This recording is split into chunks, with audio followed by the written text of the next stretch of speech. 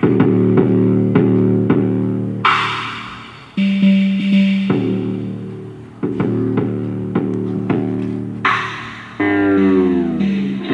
world doesn't just have some mathematical properties, it has only mathematical properties.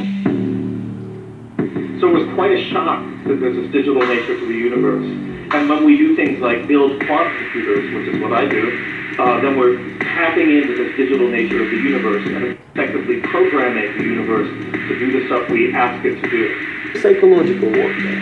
What it basically means is the perception of reality of every American to such an extent that despite of the abundance of information, no one is able to come to sensible conclusions in the interest of defending themselves, their families, their community, and their country.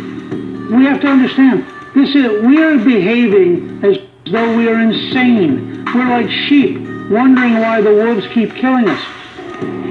But what has changed is that the old world and the new world are not geographic continents anymore. No, they are state of mind. And it really doesn't matter whether you're a new Earth guy or an old Earth guy. Some childhood memories are so vivid you remember them perfectly. But what if those memories are wrong? And thousands of others have the exact same false memories. The internet is buzzing about this new phenomenon that's called the Mandela effect. All of us fall victim to false memory.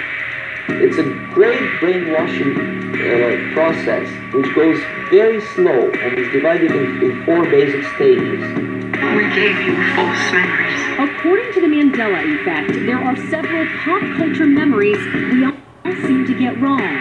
Take, for example, the iconic Queen song, "We Are the Champions." We've all chimed in at the bar, belting out that famous last line, "'Cause we are the champions of the world." But we've been singing it wrong. The lyrics of "the world" aren't even in the last line.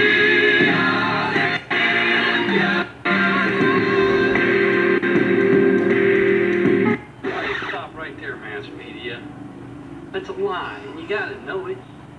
How else do you account for 3 different occasions where Queen is singing in their concerts, "We are the champions of the world"?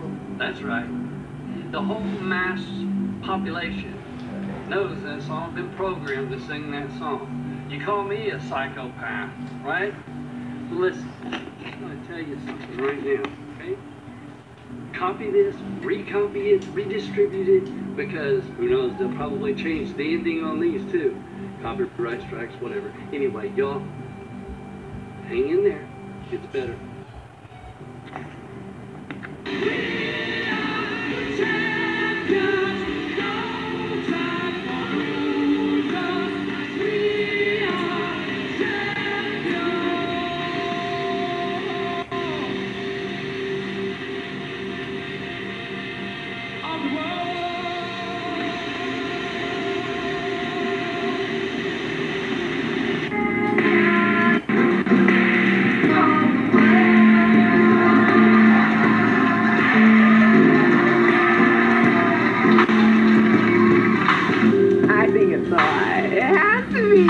It's like a legendary song.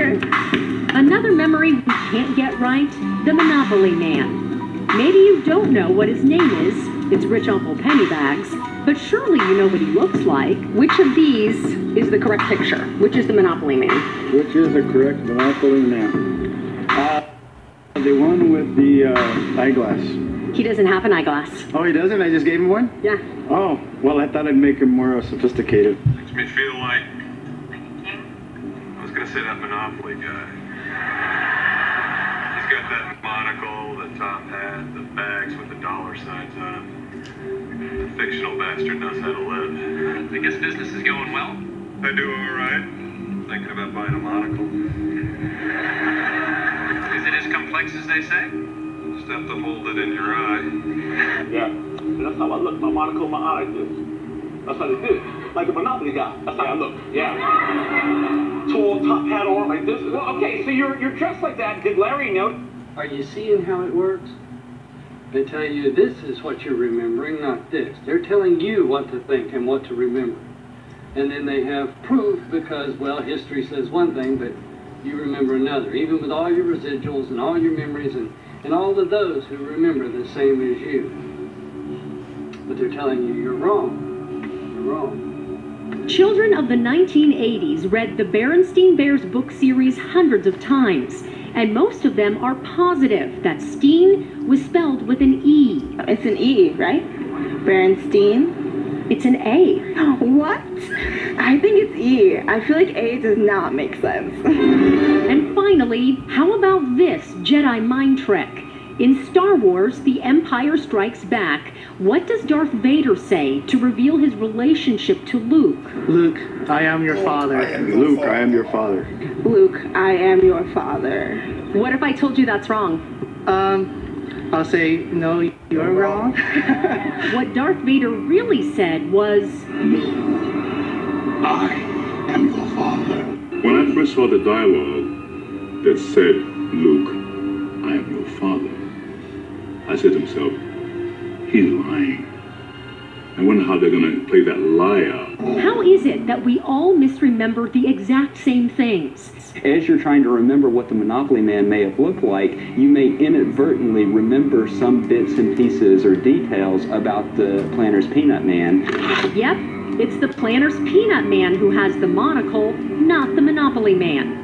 According to Dr. Brewer, our brain remembers the top hat on both mascots, subconsciously placing Mr. Peanut's eyeglass on the Monopoly Man's face. Oh, yes, huh? And you must be the Monopoly guy. Hey, thanks for the free parking. So, I have found 3 newspaper articles that, for all those people that said maybe I'm remembering this little peanut character with a monocle, which I don't even know who that is. This one is dedicated for you guys. So, first newspaper here, we've got Sun Journal, October 24th, 2000. So this is an article about a tournament. I mean, pause the video and read the article if you want. It's about a tournament of Monopoly. So I'll read a bit of the text here. So players wore the tuxedo tails of Mr. Monopoly, the game's trademark figure, and an actual Mr. Monopoly with the bushy white moustache and monocle looked on. Okay, let me just repeat that. Mr. Monopoly with the bushy white moustache and monocle looked on. Okay, next newspaper article. Where was it on here? Okay, so here we go. Mr. Monopoly, the game's monocled mascot, survives his top hat once, one of the few items that remain after Hasbro's extensive makeover. Mr. Monopoly, the game's monocled mascot. And this is from the Allegheny Times, September 17th, 2006. We've now got the Herald Journal, November 8th, 2007. Monopoly, Hasbro. So Hasbro are the people that made the game, to my understanding. 1935. The monocled capitalist who represents this game of real estate mastery has long been a household figure. The monocled capitalist. Monocled. Okay, that's 3 separate newspapers with 3 separate dates, all stating that the mascot of the game has a monocle. We communicate false memories through the groups that we're associated to, and that leads to a cultural false memory where many people hold the same belief that things happened that didn't really happen. You see how the basic programming works? The media tells you, oh no, you're wrong, even though you have all the residuals of your own memory as well as residuals from newspapers and so on and so on. They are programming you. It's called programs for a reason. Maybe that's why we've all been singing Queen wrong. Or someone tricked us all, started singing it wrong, and it's got spread around.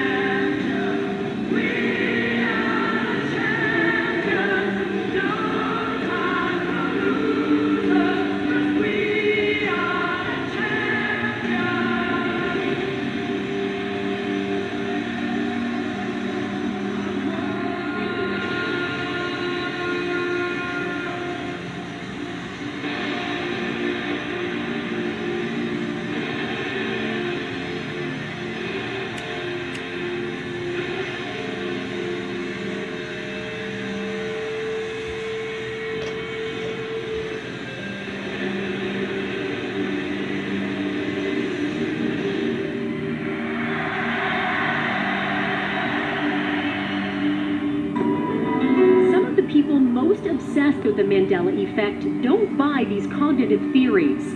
They're convinced that this phenomenon is proof of a parallel universe. The ASU Psych Department is considering doing research on the Mandela effect, specifically why people have the same types of false memories. But until the results are in, consider the alternative. Maybe there is a parallel universe where everything is just a little bit different. I'm Christy Siefkin. Ideological subversion is the process which is legitimate, overt, and open. You can see it with your own eyes. All you have to do, all American mass media has to do, is to unplug their bananas from their ears, open up their eyes, and they can see it. There is no mystery. There is nothing to do with espionage. I know that espionage intelligence gathering looks more romantic. It sells more deodorants through the advertising, probably. That's why your Hollywood producers are so crazy about James Bond type of thrillers. But in reality, the main emphasis of the KGB is not in the area of intelligence at all. According to my opinion and opinion of many defectors of my caliber, only about 15% of time, money, and manpower is spent on espionage as such. The other 85% is a slow process which we call either ideological subversion or active measures, активные мероприятия in the language of the KGB, or psychological warfare.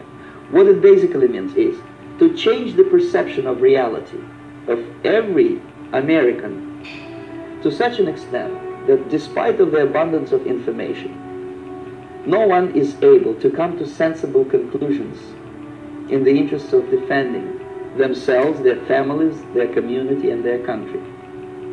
It's a great brainwashing process which goes very slow and is divided in 4 basic stages.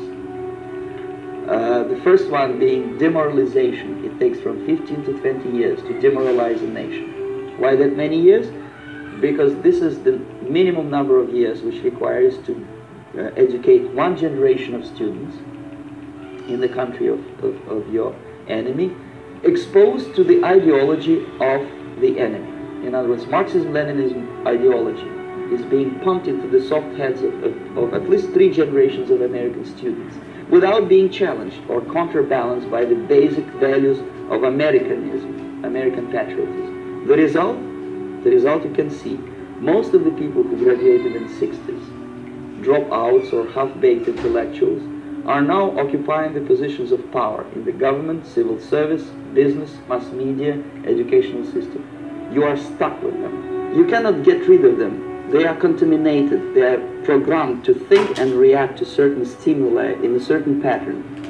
You cannot change their mind, even if you expose them to authentic information, even if you prove that white is white and black is black. You still cannot change the basic perception and the logic of behavior. In other words, these people, the process of demoralization is complete and irreversible. To get rid of society of these people, you need another 20 or 15 years to educate a new generation of patriotically minded, and common sense people who would be acting in favor and in the interests of the United States society. And yet these people have been programmed and, as you say, in place, and who are favorable to an opening with the Soviet concept. Mm-hmm. These are the very people who would be marked for extermination in this country? Most of them, yes. Simply because the psychological shock when they will see in future what the beautiful society of equality and social justice means in practice, obviously they will revolt. They will be very unhappy, frustrated people. And the Marxist-Leninist regime does not tolerate these people. Obviously they will join the links of dissenters, dissidents.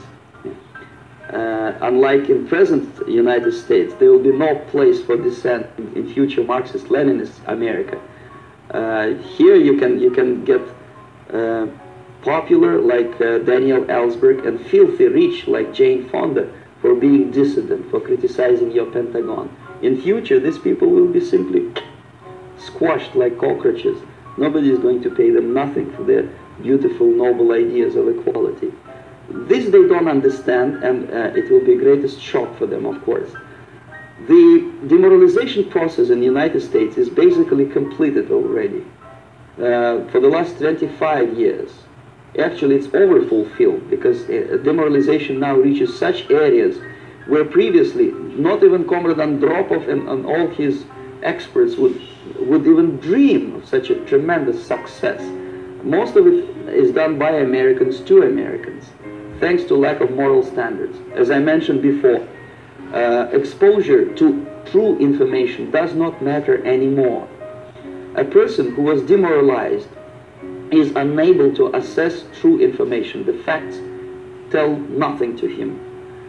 Even if I shower him with information, with authentic proof, with documents, with pictures, even if I take him by force to the Soviet Union and show him concentration camp, he will refuse to believe it until he is going to receive a kick in his fat bottom. Ask yourself another interesting question.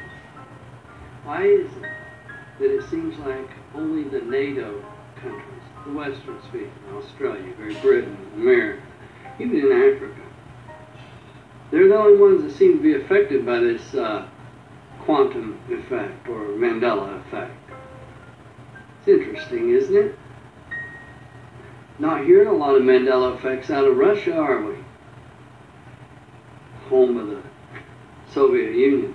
Got nothing against Russia. Got some YouTubers that I communicated with out of Russia. But we're not hearing any of this Mandela effect coming out of there. Also, look into the woodpecker signal. That's an old thing.